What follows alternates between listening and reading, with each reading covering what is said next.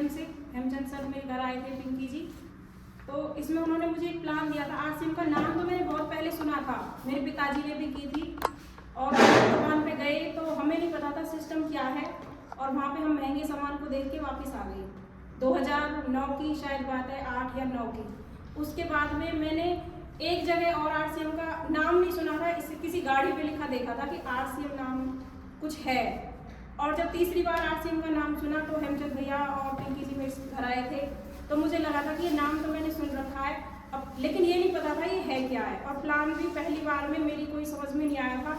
बस भैया जी ने बताया था कि हर वीकली मीटिंग को हसनपुर में मीटिंग होती है, हर बृहस्पतिवार को आपको वहाँ आना है। मैं स्कूल जाती थी, स्कूल के बाद में मेरे ट्यूशन वाले बच्चे आते थे, तो मेरे पास टाइम नहीं था बिल्कुल भी। भैया बोलते थे कि आप सिर्फ टाइम निकालो 10-15 मिनट का, मैं बाइक लेके आ रहा हूँ, बिठा के ले जाऊँगा, घर छोड़ दूँगा।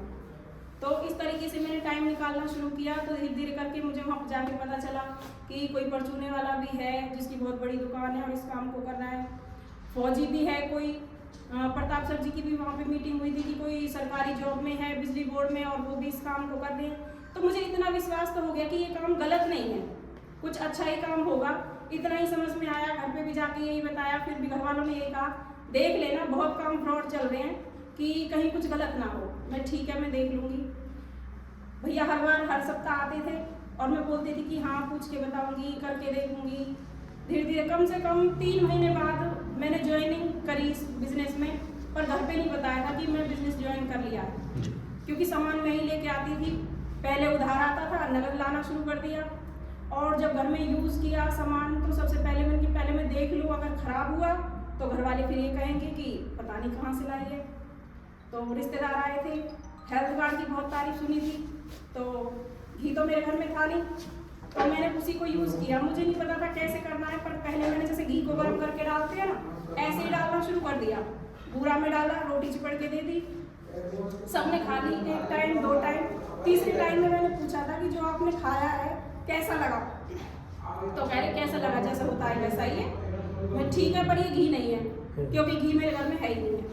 तो कह रहे फिर क्या डाला, मैं घी आरसीएम का तेल है।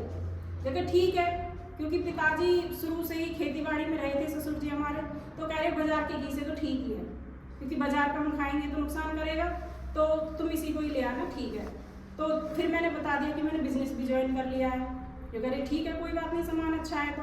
पर वहाँ से अभी कह रहे कि यहीं से क्यों खरीदे, हम बार बार ये कहते थे कि बाजार से ये चीज़ लानी है। मैं तुम्हें ये लगता है बाजार से लाओ, ठीक है, अगर बनिया 2 रुपये कमा रहा है किसी चीज़ पे तो वो 2 रुपये मुझे बच जाएंगे, बस ये सोच के तुम ले आओ वहाँ से। तो ऐसे धीरे धीरे करके पॉजिटिव माहौल बना। फिर आपकी ट्रेनिंग चलने लगी कि सुबह 7 बजे जूम पे आना है। भूल जाती थी कुछ दिन तक तो बिजी होने की वजह से, पर आना शुरू कर दिया। कभी 7 बजे, कभी 7:15 बजे, या तो 5 मिनट की रह गई है तब याद आया कि मीटिंग स्टार्ट हो गई है।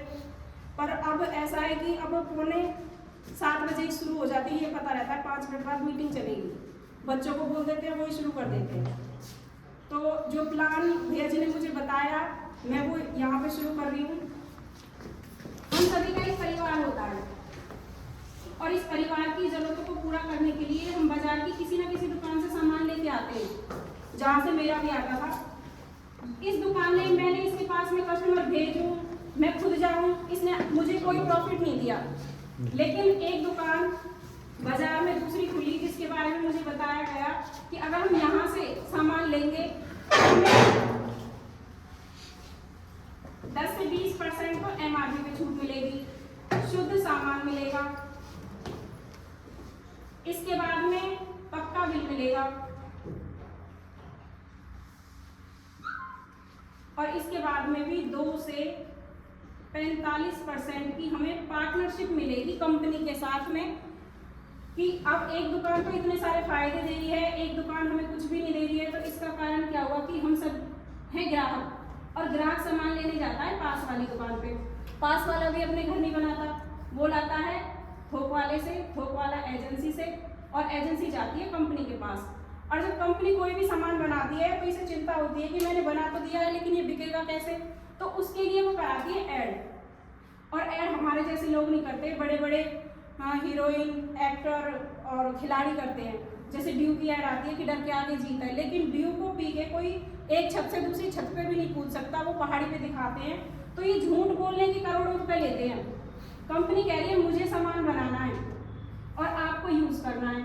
इस चैनल से होते हुए वो आप तक 100 रुपए में पहुंचता है। 50% पैसा इन बिचौलियों में जाता है। इन्हीं के बच्चे बड़े घरों में, इन्हीं के बड़ी गाड़ियों में घूमते हैं, बड़े स्कूलों में पढ़ते हैं, लेकिन सारा पैसा हमारी जेब से जाता है।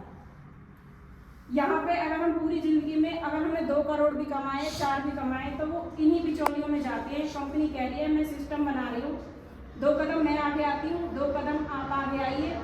सिस्टम का नाम है राइट कॉन्सेप्ट मार्केटिंग, खरीदारी करने का सही तरीका। अगर आप इस तरीके से सामान खरीदोगे तो मैं 5% ट्रांसपोर्ट चार्ज काट के आपके पास 45% रिटर्न कर दूंगी एक सिस्टम के द्वारा। इसी का नाम है RCM, राइट कॉन्सेप्ट मार्केटिंग, खरीदारी करने का सही तरीका। बहुत